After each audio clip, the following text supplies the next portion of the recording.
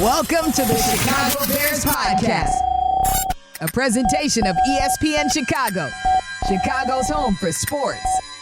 Here's your host, Pat, the designer. Bear down, Bears fans. Welcome into another edition of the Chicago Bears Podcast. It is a Monday, but it's a holiday weekend Monday, so Lance Briggs has the day off, but your boy's always here rocking. Pat, the designer, back in the building, and good to welcome into the Chicago Bears Podcast for the first time, new to the show, but always been rocking with your boy over on the breeze, the man that I like to call the pettiest man alive. Pete Kid is in the building. If you follow his Kobe White takes, you'll know why he's the pettiest man alive. Kid, what's going on, man? Hey, no, nothing much, man. I appreciate you having me on the show. Let's give them a good one, man. Always got to, man. We got to talk about the Vikings. It is Vikings week, so we're going to get into how the Bears stack up against this Vikings team. Look at how the Bears offense stacks up versus the Vikings defense. Vikings defense stacks up versus the Bears offense. Talk a little bit about the QB battle. For those of you who don't know, Kid is outside of Kirk Cousins' wife, the man who loves Kirk Cousins the most. And then we got we'll talk about all the weapons gained and lost on today's episode of the Chicago Bears Podcast. Hit that like button, subscribe to the page if you're listening on the podcast side. You make sure you leave a 5-star review. Stop playing with your boy, man. We're gonna start reading some of them 5-star reviews live on the air too. I like doing that with certain podcasts, so we're gonna do that as well. But let's jump into the show. First things first, Kid. Bears, Vikings, when you look at the two teams, when you look at some of the weapons that have been gained and lost on each side, this is the breakdown that we're going to be doing today. Where do we have these teams finishing out? How do we have these teams going up head to head? I mean, let's start off with the Vikings side of things, right? Like the Vikings, you end up losing Adam Thielen. Of course, you release Dalvin Cook to save some money. Smart move. And then you're coming back into this thing by drafting Jordan Addison. Good move there. Me and you were both high on Jordan Addison, pairing him up with Justin Jefferson, but you still got Kirk Cousins at the quarterback position, and now you're going with Alexander Mattison as your number one. How you feeling about this Vikings team when you look at them on paper right now starting the season? Hey, listen, defense has a lot to be desired, but offense, I like it. I like what they've done. I like the fact that they got another weapon potentially outside Justin Jefferson. In fact, if you watched a lot of those games, you know what the play was, drop back, throw it, who you throwing it to, that guy over there, Justin Jefferson, you knew exactly where it was going. You just couldn't stop it. Yeah. Right. You just couldn't stop it. And so he's a phenom. I like what he brings. But, you know, when you're playing playoff football and you have the aspirations to, you know, that's a game plan you try to shut down. And he didn't, you know, if you go look at it, Thielen kind of got off a little bit, but now he didn't have any other deep threats that I thought would be able to make him a really good threat to any advanced defense. And I think the Bears have the potential to be, again, we've always been monsters of the Midwest. Like, yeah. I want people to understand, I like Kirk Cousins. I'm not a Kirk Cousins Vikings like resident fan. I don't want you all to label me that, because he didn't set me up to sit here and be like it kind of feels that way when you defend Kirk Cousins sometimes. I just don't like the narratives, man. Like the narratives around Kirk Cousins is wild. They say how inconsistent he is. I'm like, hey, listen, dog. If Kirk Cousins wore a Bears jersey, we'd love him. Like, we really would. He'd be the best QB we've ever had, legitimately. Like, his worst season in the last 6 years from a completion standpoint was the last one. It was 65.9%. Yeah. I'm sorry. If that's your worst season, sign me up for that QB. All right? Sign me up for that. I like that right there, right? We haven't had a QB that throw over 4,000 yards. This man's coughing him. Like, let's be real. Like, and you can't sit there and say he's a turnover machine. Like 29-14 last season. That was a dud. I'm not gonna lie. It's not the worst. We've seen worse. But the year before was 33-7. Yeah.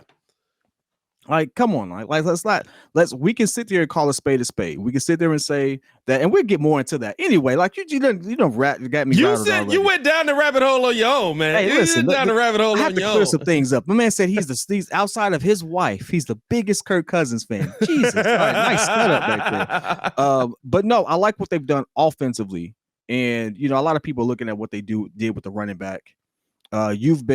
You've been saying it's like dime a dozen, save some money, best move. We're seeing a lot of like good running backs not be able to find a home with someone willing to pay that bread for them. So it's not surprising there. Hopefully the one that they did pick up can do something, you know, impact the game the same way.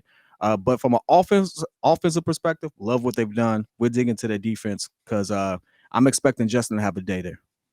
I think here's my thing. When I look at one, for me, I think the Bears have added more. I think the Vikings, when you look at them last season, there just was a ton of question marks the entire year. Yeah, that's all you can say about it. A ton of question marks the entire year. What does this Vikings team do when they get in those one-score games? All they do is win. Shout out DJ Khaled out here. That's not realistic of what this team, of what NFL football is. I think there's going to be a huge regression, especially seeing as how they've lost some weapons. They could lose some weapons, right? A lot of question marks around Danielle Hunter and what he's going to be. We talked about him possibly being on the Bears radar.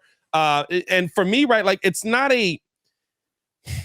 I don't look at this Vikings team as a scary 13-3 team last season for the exact reason that you saw in the playoffs. When it comes down to it, they're always going to get to this point where there's just this wall there, and the consistent piece that is on this wall is Kirk Cousins, and they're deciding to ride with him. He's 34 years old, I believe, 35 years old, I believe, coming up into this season.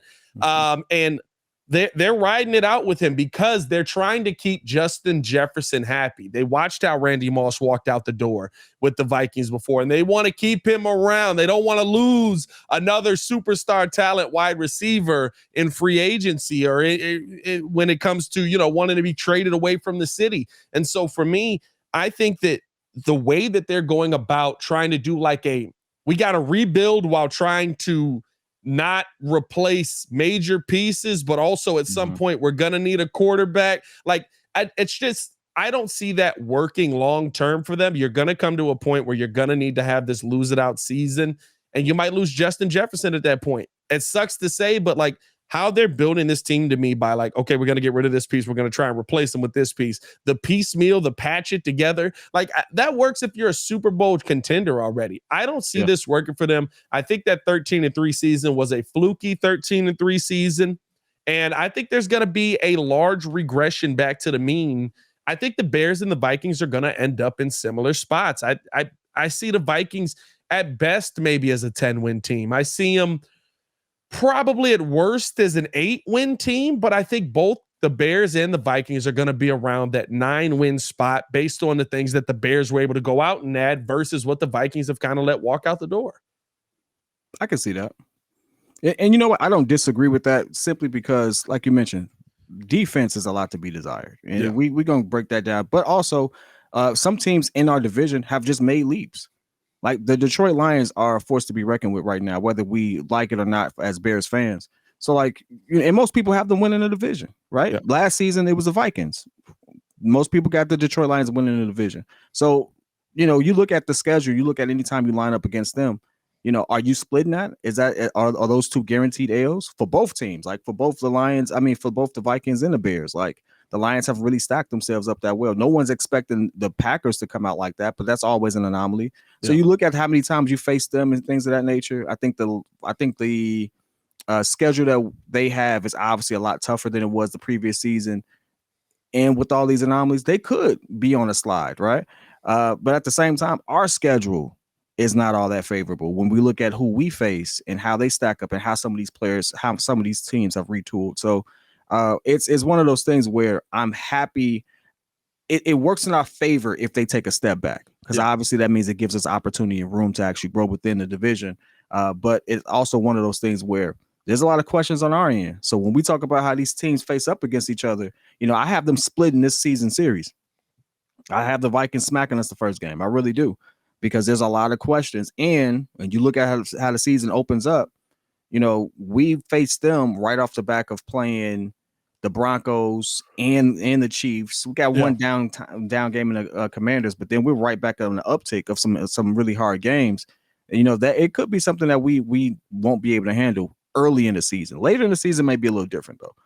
It's going to be interesting to me because it's one of those things where I look at the Bears team last season, and I've said this a couple of times, right? You leave that team exactly as it was, that team finds its way to 7 wins. 7 wins ain't good with that team, though, because of the payroll and everything that goes into it. Yeah. But it finds its way to 7 wins. So now you basically said, we basically are just going to, we want to take everything away from you. We're going to make sure you suck. Nope, Roquan Smith is gone. Nope, Khalil Mack, he's out of here. Get the money out of here. Nope, we're getting rid of this weapon. Nope, we're making this. You took so much away to manufacture the loss that I don't think that the jump there's going to be a big jump to me for the Bears. 3 wins to 9 wins is a big jump. It's a 6-game jump. 6-game jump, yeah. But quarter of the season.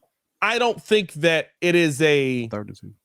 I don't think that it's as big a jump if that team is left intact last season and if you allow Justin Fields to actually have weaponry coming into the season, but you pulled the rug out from under that team as a whole. So now it looks way worse, which it worked out, right? We get the number 1 pick. We get DJ Moore in here. Glad to have him. Better weapon, in my opinion, than that. But I think that the Bears are going to take this jump, as we'll call it now, from 3 to 9, not because of the team being a 3-win team to start the season, but because they manufactured that 3 wins. And now going in, you're giving Justin Fields way more weaponry. I mean, like, your number 1 was Byron Pringle.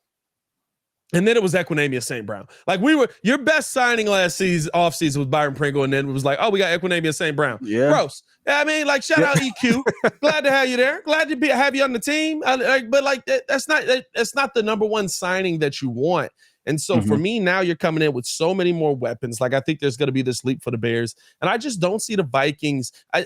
I see the Vikings as a team that just kind of does what the Vikings have done. I compared it to, right, the Vikings had the Bears 2018 season. Don't be surprised if 2019 Bears is what we see from the Vikings, that return to the norm, especially when you've got to have, listen, I know you're a fan of Kirk, but at the end of the day, they're going to have Kirk throwing the ball a lot more.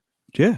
And history has shown you that when you have Kirk Cousins throwing the ball 25 times a game to 30 times a game, that's not your recipe for being a top team in your division.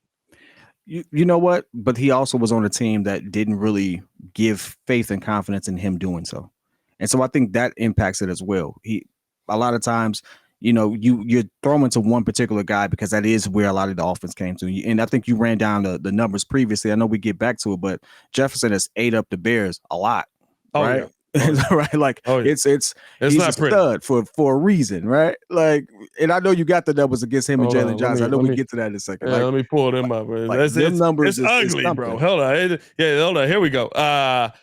So this is from 2020 to 2023. And it has been, listen, there's been back and forth, but the end numbers make it look really bad in the other team's favor. Yeah, I mean, Talk to 2020, 8 for 10, 135 yards, 16 yards per catch, basically average. Game 2, 2020, 8 for 11, 104 yards, 13 yards average.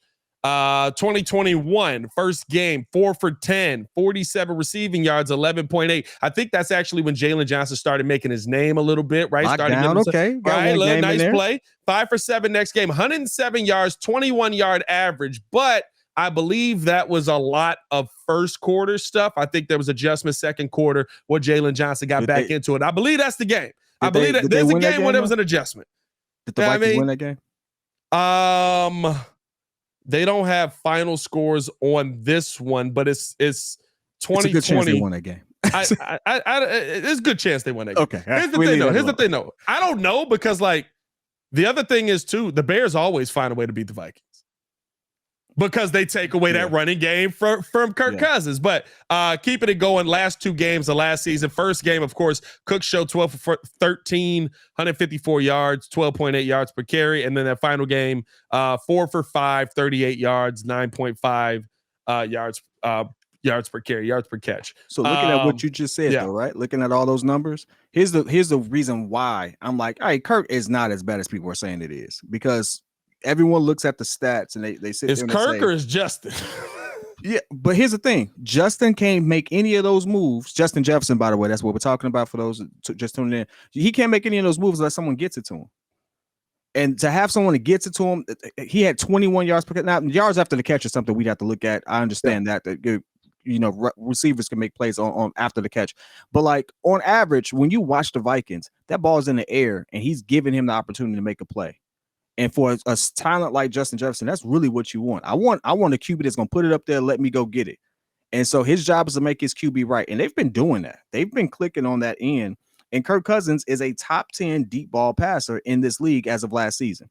Yeah. Better. He edged out Patrick Mahomes. He edged out Josh Allen. I'm not saying he's better than them because I mean Dak Prescott is top 4 on that list. Like, let's be real. By the way, Geno Bears Smith did led lose. the league. Let's be real. Bears did lose just about all of those matchups. So yeah, there's that. So there's that. Here we go. So like against, mind you, in this format against us, they've been cooking. And you got to give that credit. So like I'm going to give them the nod. I'm going to have respect against my opponent because they have a tandem right there that's been cooking. They added an extra weapon. The only thing that makes me think that the Bears have a great chance of beating this team and turning tide on that is the simple fact that Justin finally has weapons, but this also puts an immense amount of pressure on that. And I don't care what anyone says, the outside noise matters. These players hear it, these organizations hear it, and you're in Chicago. Chicago is one of the, like I've said this every single sport, every single live. We will ride or die with you. You're our guy if we see you out there putting in work. But when you get opportunity and you ain't taking advantage of it, hey, listen, y'all think I'm playing? Chicago Bulls trying to trade Zach LaVine every chance they get. The fan base, that is. That man got better every season. Oh, the fan base. Oh, I was going to say fan the base. fan base. You know what I'm saying? But just letting you know, the fan base trying to trade him every chance they get. He got better every season. Yeah. Right? That's the type of situation you in. When That's you finally get the pieces around you, the pressure is on. Yeah. And so now that's what it is for me. Justin has to show up in there. And that's the X factor between these matchups because their defense, and we can roll into that right quick. Who's on that defense, man? Who's on Vikings defense? Here's where, and this is funny because like the rundown of the teams is interesting. So let's do it this way, right? Let's look at kind of how the two teams match up. This is Bears versus Vikings week. Let's keep it Bears versus Vikings. Let's look at how the Vikings offense, or I'm sorry, the Vikings defense, since you want to start on the defensive side, matches up versus the Bears offense. Now, here's the real kicker with it for me. Danielle Hunter is a question mark because you don't know if he's going to be on a team or not. Not because of play. He's an amazing player. I hope the Bears might make a trade for him. I hope that you're right. You know what I mean? I love to see him on the team. But he's an amazing player. The combination of him and Zadarius Smith is scary. But one, you went into a 3-4 defense, which he's just a better player when he's got his hand in the dirt. You didn't see that as much last season. I look at that defensive line as one that could be dangerous, but I don't know what Danielle Hunter is going to be at the end of all of this. Zadarius Smith to me is the monster on that defense. You got Harrison Phillips and Blacklock, and then like I'm looking in the backfield, I got freaking Harrison Smith still on the team. He's 107. He played against Jay Cutler. Like it's you start to look at that defense and you're like, okay, there's names there, but like some of them are kind of old. And so I see the Bears offense with the weaponry that they have as above, at least on paper right now, it's got to pan out above what the Vikings defense can provide. And even to me, right, when you're talking about a team that your best asset is getting to Justin Fields with those front two, bringing in Phillips, bringing in Blacklock, those guys like that, right? Like I've seen a lot of teams struggle with getting to Justin Fields when he had no other option but to use his legs, and you knew he was going to run the football. That option is not the same this year, and Harrison Smith is not going to destroy Justin or DJ Moore. You're right. Like he's not going to be that last line of defense the same way that he once was. A great player, great history, love his Vikings legacy and all of that. But like, bro, this is football. This ain't after a while. Age and years matter. You start to deteriorate. I mean, it just is what it is. But at the same time, we've gotten so much better. Yeah. Like again, it is on paper. I have to give credit. It is on paper, but on paper, we are so much better than we were last season. And, you know, we are expecting our front line to hold up for Justin. We're expecting him to have time to throw down the field. And we still have a good run game. Well, that's your biggest question probably, right? I mean, your biggest question is if, let's say everybody becomes kumbaya, Hunter ends up getting a new contract, you got Zadarius Smith and Hunter on you. That's a heck of a matchup for Braxton Jones and the rookie over on the right side. You know what I mean? That's a tough matchup. That's just going to be right. Like, that's one of those where it's like, you're going to get a test. How are you going to respond to the test? But the interesting about that is that's coming off of, again, and sticking to the Vikings, but looking at who we played beforehand, they're going to have reps against teams I think have a better defense. I think the Broncos still have a better defense than the Vikings. For sure. Yeah. I just trying, but sticking with them is like, hey, we have some time to kind of shore that up before we get to this particular game. Yeah. And we have some time to see what that's going to look like and make adjustments by then. It's not like we open the season against the Vikings, right? So no, that's like, week 6. So we have some time to actually share that up. So this is why I say against this particular team, who I would say a good defense. I say middle of the road defense. What would we say, like top 15 maybe? If they keep the players of top 15 potentially on paper. Yeah, I think. Probably. We still have to see how it looks. We don't know. That the season hasn't started. That front line is dangerous, but probably I would throw them top 15. Let's see where they finished out last season. But go ahead. I know Lance would be like, we ain't seen these people on the field yet. So yeah, you know what I mean? Like, and that's a fact. Like, but at the end of the day, it's like projected. I can see that. But again, I just have faith in what the. Yeah, no, they finished 27th in DVOA last year. Okay, so no, like we should be able to cook this. See, they're an anomaly, dude. That's what I'm saying. Like, they finished 27 the DVOA, but their EPA per play, they ranked 16th. The Vikings were very hard to gauge out last season, and that's why when people sit here and they make grand statements about their particular team and certain players, I'm just like, hey, there's no. I think I said this to you offline. There was really no consistency to how they won a lot of times. Yeah. Like sometimes it was definitely the defense that carried them the whole way, but sometimes that offense was just on fire. And it was just like, yo, like they got something there. They ain't strung it together yet, but they went 13-3. And no matter how it looked, no matter how ugly it was, they went 13-3. I just think that's such a it's you learn something about yourself in that process. Yeah, but I think that's ultimately why they went, hey, we're gonna let Kirk do what Kirk does, because they learned a lot in that. So it didn't end the way they wanted it to, but you learned a lot. But I think that's such a situation where, not to say that you can say, right, 13-3 is their record. They are what they are, just like the Bears are 3-14. They are what they are. But at the end of the day, that's a situation that, I mean, it's almost impossible to replicate. Every one, I believe they had 9 one-score games last season, and they were like 7-2. Like that's almost impossible to replicate. Like the football gods were Vikings fans last season, and at the end of the day, you turned on them when it got to the playoffs. Now, the one thing I will say, you look at that playoff game, they shut Justin down. And so now they gave him another weapon potentially. They probably use Hawk a lot more, right? You might see Kirk be captain check down for a good minute, and you should be if the defense gives it to you. That's what the QB should do. But like, hey, I can see it coming together. I don't see them winning 13 games. I'm with you on that. I don't see them winning 13 games. However, when we stick to how we match up against them, this is where I say there's a lot of pressure, because on both matchups, we're facing them at the first matchup. I think is a little easier, right? We come off a Commanders game and we have them. But again, how high-powered offense projected, I can see them getting the edge up. That second time is in between both divisional games between the Lions. A little bit more important as well, too. A little bit more important. Yeah. And so now I carry this thought process into, maybe the first game. Let's say we win the first game. Cool.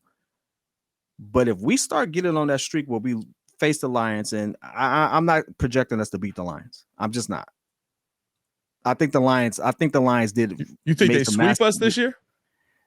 I hate to say it, but yeah, they just made some. They just I gotta see tooled their team they the did right sweep way. us last year, though. You know what I'm saying? They just did the right thing. I see it. Well, they did kind of do that already, but they did the right things. Like, you have to take your hat off to that organization. They did the right things. They built that team, and everyone is like, they put the word on notice. Now they drafted a little funky early on, but hey, listen, running back 12. Hey. Let me get in on that.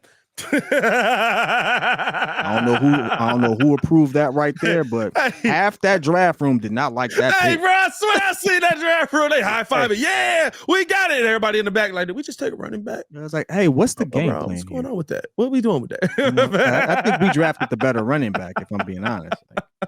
But I have to give my hat off to him. But again, we faced the Vikings in the middle of that. Yeah. And so I am, if you don't get nothing else from me on this particular pod, I am really big on keeping the morale high, keeping us in a situation where the city is rallying behind the team and that the players rally around each other. And you lose 3 games, that does some damage to you mentally. I don't care what nobody says. There's too many professional players who've actually said that. So it's like, hey, but you use 3 games in a row to your divisional rivals. That's tough. And the thing is, the hard part is, right, like Yurko talked about it, he called them double losses. Right? It's not just you losing to your rival also won. So they gain a game on you in that sense. So Bears in November, you got Lions, Vikings, Lions, Browns. Browns is in December. It's a tough stretch there. But to me, right, like the Vikings, like you said, second time around, I don't expect the Lions to sweep the Bears this year. I expect a split. I do expect a split. I think the Bears lose up in Detroit. I think the Bears are able to get it down here in Chicago. Mm-hmm. And that could be 2 wins in a row there for me. But when I look at just how you're talking about the morale of things, keeping things upbeat, keeping the team right on the right path, most of this team that is here went through a 10-loss in a row season. I don't think there's much that can break them. I don't. And so like when I look at them kind of, and I think that's the thing too, right? Like when you talk about even that, like this is a whole different point we didn't even have planned on here, but like you think about the difference here. Like if the Vikings get off to a bad start, it could get ugly. Ugly quick. If the Vikings get off to a mediocre start, it could get up because we were 13-3. Yeah. We were them boys. We were dog. And I see a regression, right? Like there could come a point in this season where the Vikings are you're looking at maybe a couple of losses in a row when you're having the same mistakes over and over again for a team that we watched this here in Chicago. When you're the team, when we were the 12-4 Bears, it was, oh my God, we can't be stopped. Everything is this. And then we saw how the losing affected losses just kept piling up and you couldn't figure out why losing streaks began, right? Bears have been in a losing streak. They know what that road is like. They know how to navigate that road. Now they're trying to navigate some of these winning streak roads. They ain't figured that one out yet. I think have we won 2 games in a row since Justin's been our quarterback? I mean, we only won 3 last season, so I highly doubt that. That's tough. That's tough. I need to fact check that at some point. That's tough. We gotta fact check that, but it's kind of hard. If you say we won 2 in a row, we won 3 last season. That's the highlight of the season right there. Between them, bro. Like I don't know if Justin Fields has ever won 2 weeks in a row, Doc. I'll say this because here's where again my fandom for the team comes in at being a Bears fan. We have on paper all the potential in the world. And I think you even mentioned it. You know, I was about to say Lions, Vikings, 7-2, whatever it was, 9-game stretch, 1 touchdown games. The Bears had about 6 of them things. Yeah. Right. So we're in the same situation where we had 6 one-score games where we were in it. Yeah. Right. And Justin was still figuring some things out. And was finally, we finally let the reins loose a little bit, let him do his thing. But now we're going to see him in the offense that's focused more on his passing ability. Yeah. And so what does that look like? This will be his first full season to have that opportunity with weapons. And that could go either way as well. That could go either way. And so just like it's pressure for the Vikings and how they started off 13-3, things of that nature, the pressure for us is the same way. We can roll into this season and let's say it's a good game, whatever, Packers, whatever, right? But then we start finding ourselves against the Chiefs, the Broncos, and then we struggling a little bit, although those are better teams and everyone has them ranked as better teams, right? And so like putting into full context, like if losing against the Chiefs, are you really looking at it as an L when you're rebuilding? Like, no, I don't think so. Like it's the champs. Like I can't really say anything about that. We want to win every game, but let's be real. But think about the morale. Think about how, okay, what if they shut us down? What if they make life hell for Justin? What if the Broncos come in and shut Justin down? Well, I think that's this is first year, like really like slinging the pill. It's like, yo, what happens then? He's still very fresh from that perspective. Like, let's just wash Nagy out. Let's say, hey, we dealing with year 2 Justin in a full offense. What is that really? Where is the learning curve on that. You know what I'm trying to say? I think I'm not framing that right. Well, I think basically what you're saying is how long is it going to take him to actually get used to passing in an offense? Like this is going to be his first year throwing the football this much. By the way, he's won 2 games in a row one time. 2021, he beat the Raiders in week 5. No, he beat the Lions week 4. He beat the Raiders week 5. Thank God. It's the only time. Clap it up. But no, at the end, hold on. Do I got that on? I think I got that on this one. That's on there. Clap it up. But I think that here's what I look at with Justin Fields coming into this season and the similarities, but like on polar opposite ends with the Vikings. Mm-hmm. The Vikings and the Bears both were in a ton of 1-score games last season. You talked about that, right? And the Bears, it just went the wrong way because they literally just said, we're going to pull the rug from out under this team. Y'all going to lose. Yeah. Like, we're losing. And it seemed like it even, I don't care what nobody says. Some of them game plans seemed like that was the game plan. Looked like it changed at midway. Like it would be like Justin would be cooking for the first half, and then it'd be like, we wouldn't throw the football again. So, I'm with you. I'm with you. We saw them games. Like, must be like, well, the coaches shouldn't be trying to lose. Somebody said something. But I also look at, what the Vikings did with their winning, and it was a situation to me where that was an anomaly the other direction because of what that team was. And so I think that the Bears and the Vikings are going to be a lot more. Me and you, here's the thing, right? When you look at offense versus defense and defense versus offense, when I look at the Bears defense versus the Vikings offense, I can see a stalemate. I feel like it's kind of, they're kind of the same. There isn't Dalvin Cook there to worry about, who was an amazing monster out of that backfield. Alexander Madison, okay, it's going to be a step back from Dalvin Cook to Alexander Madison. He can still be good and take a step back. Maybe Jordan Addison is is what we thought he was in college and comes in and gives the Vikings that much more of a second weapon. But at the end of the day, I still don't have this overwhelming belief in Kirk Cousins. I still don't lose my mind like Kirk Cousins is the end all be all back there at the quarterback position. I know that if the Bears were able to get pressure on them, and hopefully with some of the weapons that they've added, some of our young guys were able to pan out, right? A Javon Dexter or a Zach Pickens, right? Justin Jones being in there. Like, hopefully some of the things that we've add to the Bears being able to get pressure on Kirk Cousins. I see the offense and defense kind of at an even crossroads, right? The Bears have added, the Vikings have lost.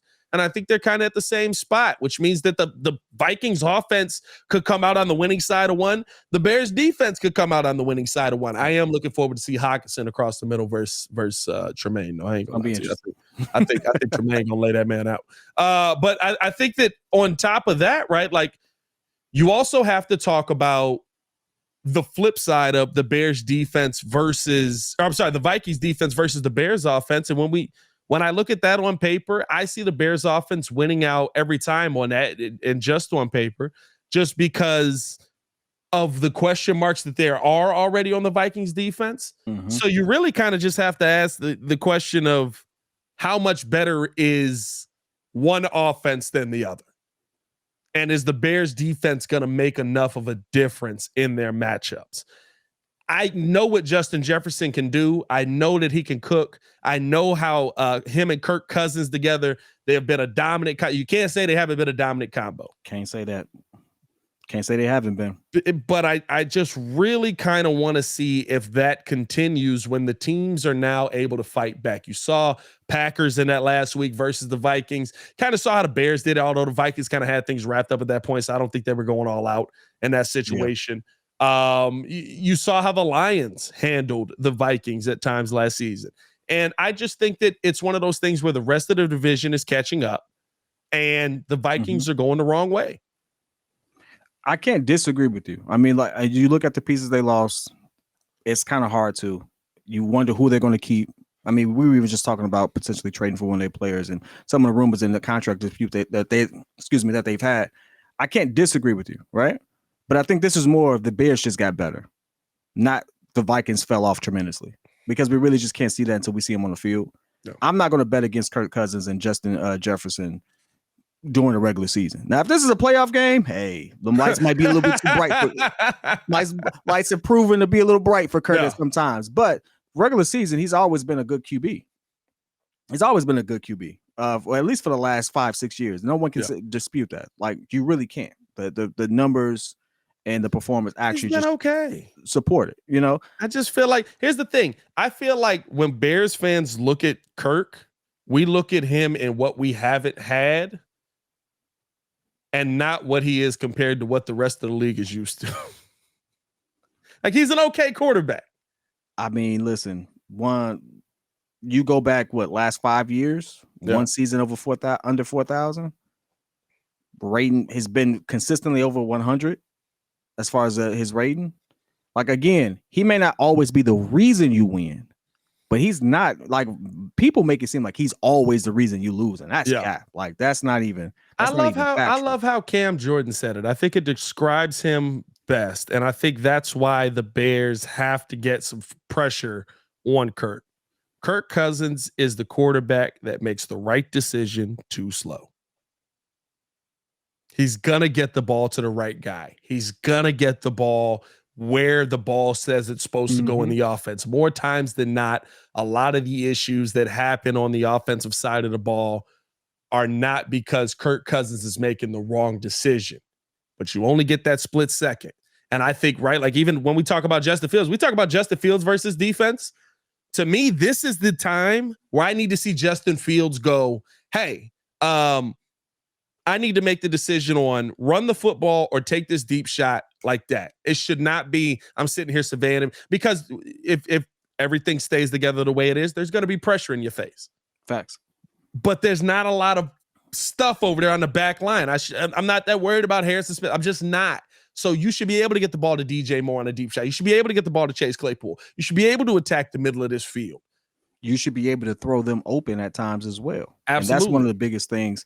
And that's like, listen, I hope he does it. I want him to take the Jalen Hurts, who I think he's better than, has the potential to be better than, rather. I was going to say, whoa. I said potential. I said potential.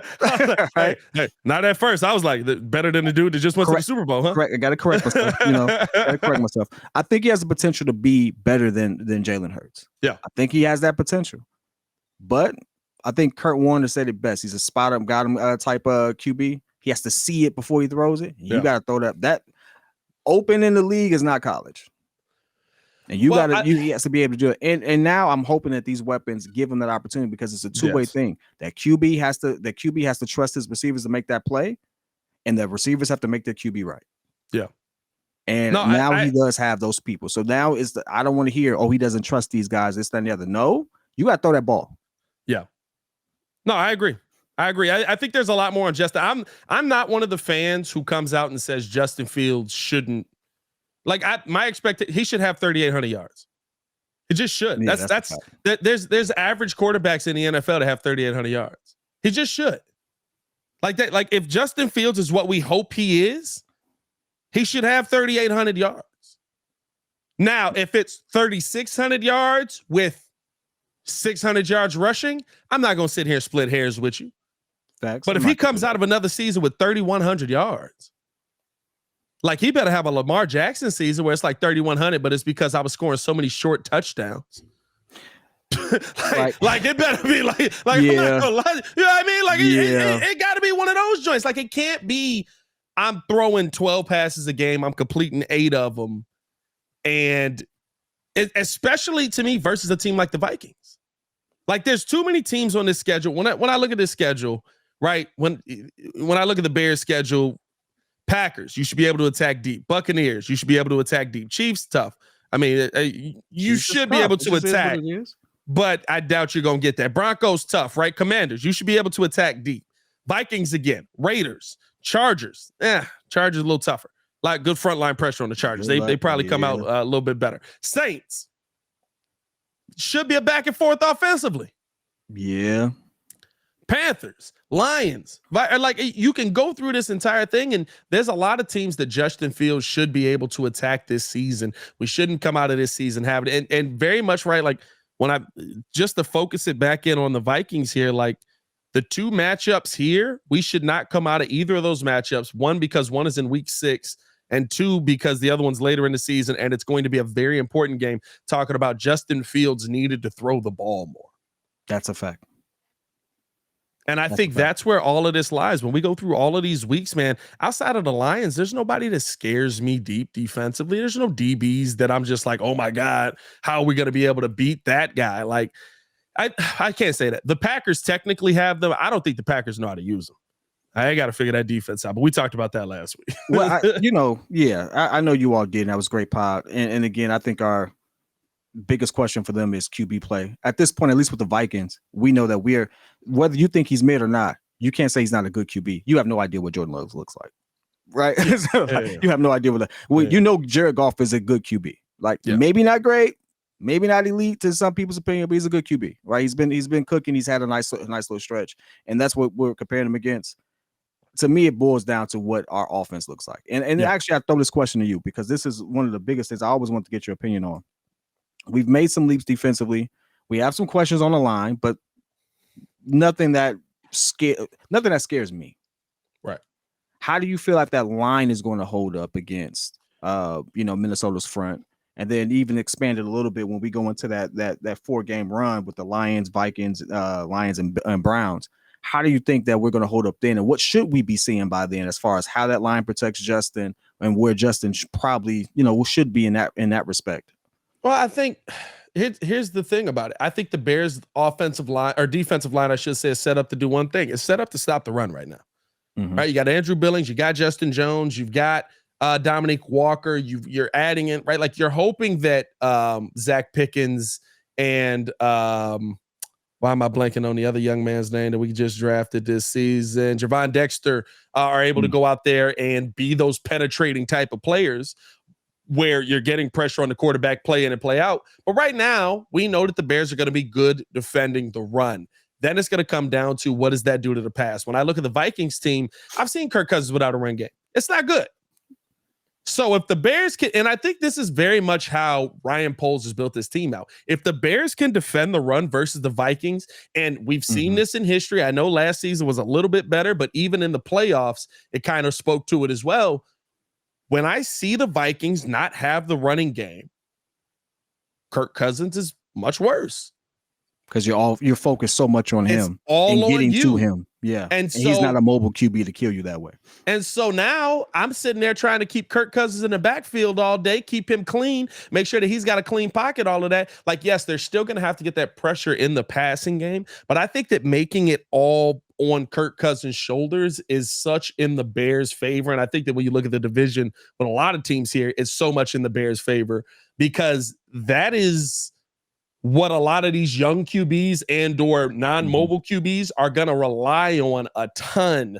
And to me, that's what Kirk Cousins kind of falls into, a guy that relies heavy on his running game to be a bailout, even relying on him coming out of the backfield as a little check down weapon. You got Hawk, you still got Madison, but I think the Bears defensive line as a whole is set up to compete against what the Vikings are going to be able to bring to the table. Listen, I don't care how good Jalen Johnson. He's not stopping Justin Jefferson. No, I don't care who you put on. Tyreek Stevenson, Kendall Vildor, Kyler Gordon. Nobody's stopping Justin Jefferson. You can slow him down, but you're not going to stop him. So he's going to get his money. The question is then what happens with everybody else in that offense? And I think that's when you start to have the conversation of Kirk Cousins having the ball in his hand a ton. He's got to make the play to get it done. That's where what Cam Jordan said comes into play.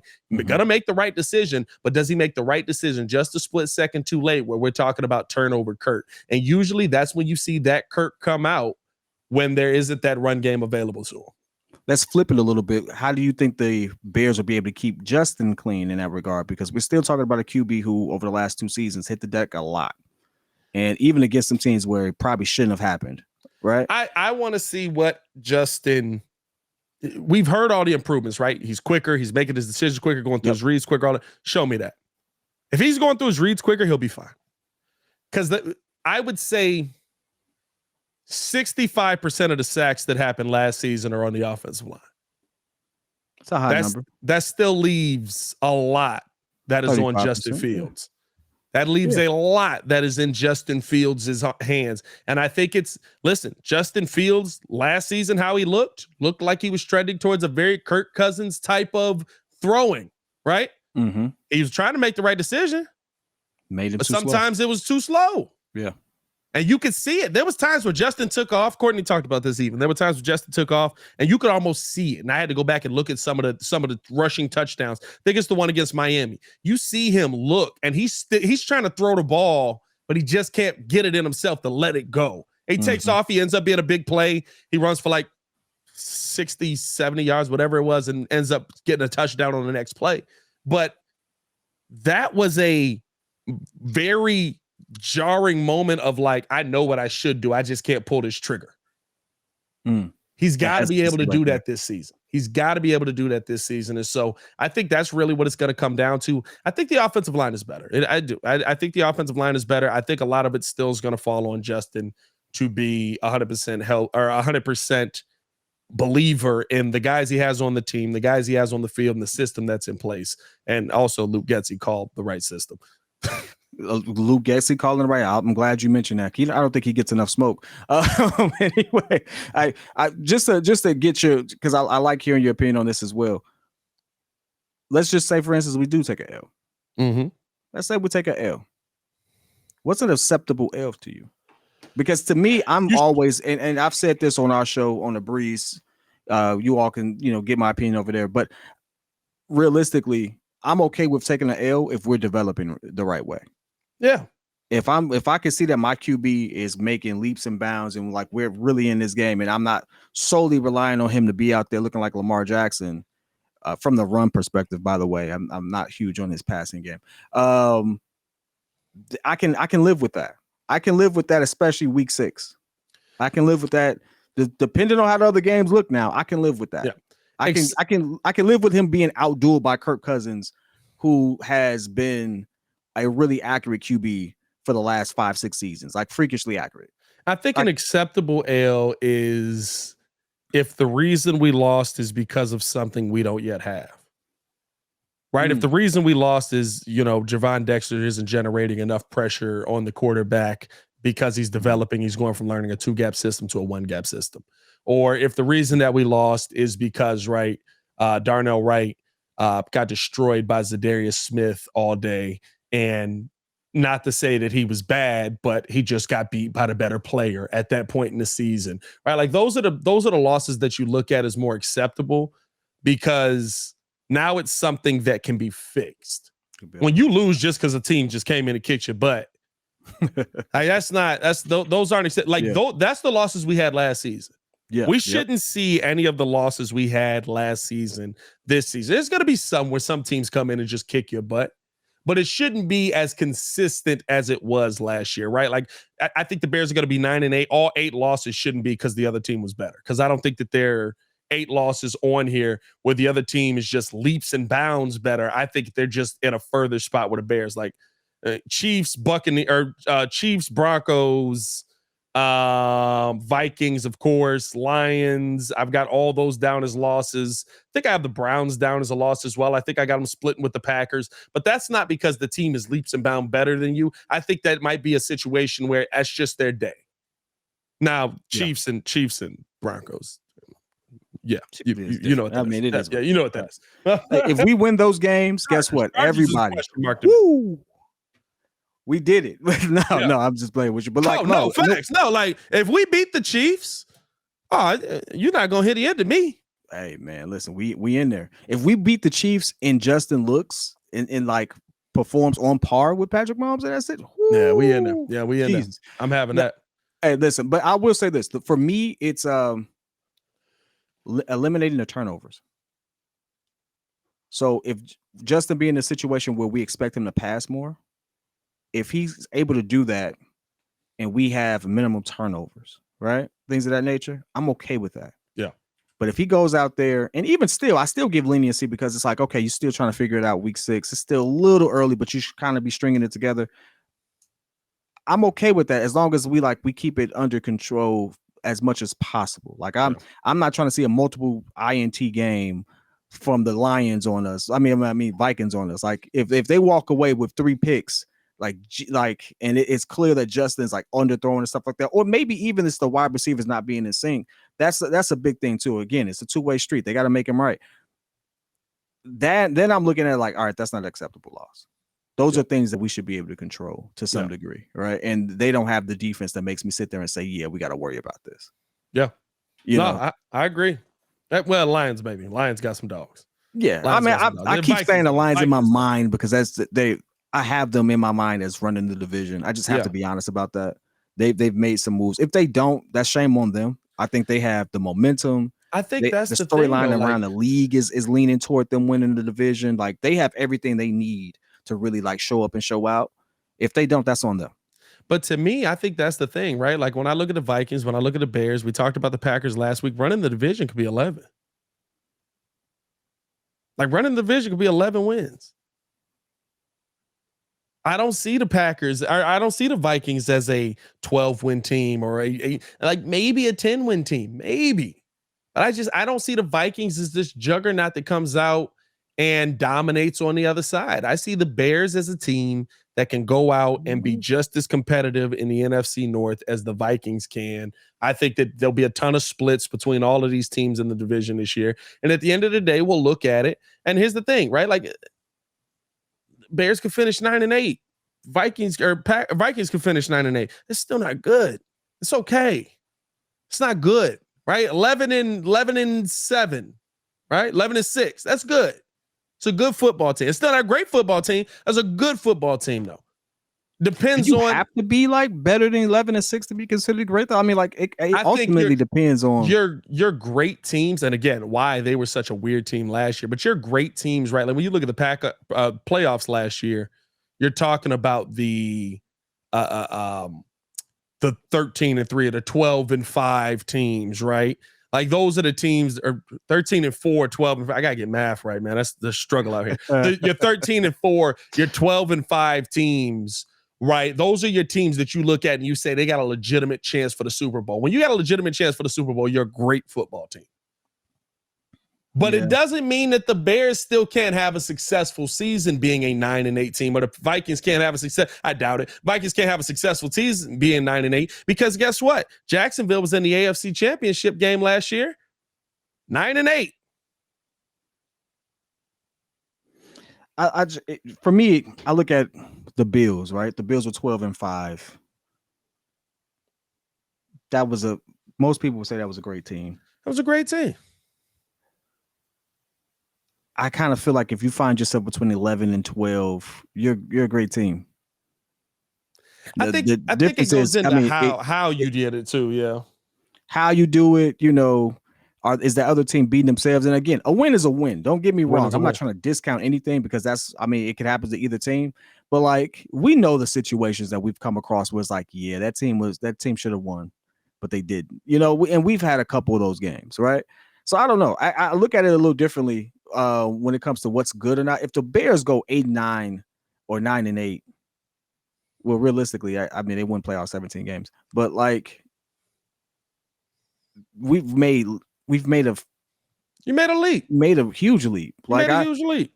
Huge leap. Like I can't even discredit it. Like we've made a huge leap. You know what that means? If we do that, you know what that means?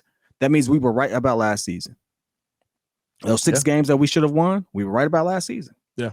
That means, hey, if we didn't sell off this defense, and I mean, if it was a fifth, we'd all be drunk. But like, if we had better defensive players in certain these situations, we'd have a better record than last season. So that means it proves everyone right in that regard. Yeah, a lot of those 1-win games go your way. A lot of those games where it's like, we just need one stop. If Roquan Smith is in the middle, you might get it. You might get it. Overall, though, how do you feel about it? You got them splitting. I think as we come to the end of, you got them splitting the series with them, and you got them smacking us 1-1. I got them splitting it. I'm not gonna lie. For me, with the Bears and the Vikings, I do have them splitting it because I just think that there's still steps that the Bears need to take. Mm-hmm. So like I look at this as a situation where the Bears can come in and they can compete in one game heavily and maybe lose it on, Justin Jefferson being Justin Jefferson. Next game out, they come out and they handle business at home. I can see that happening, and it wouldn't be a surprise to me in the slightest. But I mean, we'll see. What do you think? What do you think? I'm in the same boat with you. I got to split it, but the how we split is very important to me. I'm okay with losing to Minnesota early on. I do not want us to be in a situation where we take an L to them in between facing the Lions back to back. So I don't want to go Lions potential L, Vikings, we take an L, and then we roll back, Lions roll into Chicago, we take an L, and then go face the Browns. Like, I don't want that stretch right there. I need to split that stretch. I need to split that stretch for both the team's morale, the fan base morale, and I just want to see Justin in the best situation just to keep the momentum going, because Chicago is one of those cities where if we lose 2 or 3 in a row against our division, oh my God, the noise is going to be unbearable. Like the talks online are going to be unbearable, and it's like, hey, calm down, relax, and I just don't want that situation to develop. So, like, I'm okay with taking the L first game. Second game, we got to win. I'm not lying to you. There's one way to fix this. You just beat them both times. Hey, man, we appreciate y'all for showing up. Appreciate y'all for tuning in. Let us know how you guys feel in the comments below, man. Appreciate Kid for pulling up as always, man. And for your boy Pat, the designer, back at it again as always. Y'all stay safe out there. Chicago will be back on Wednesday with Jason McKee in the building, breaking down more Bears versus Vikings, probably getting some good stories as well. Y'all know McKee has some battles with them boys up there, man. So as always, y'all stay safe out there, Chicago. Bear down. Peace.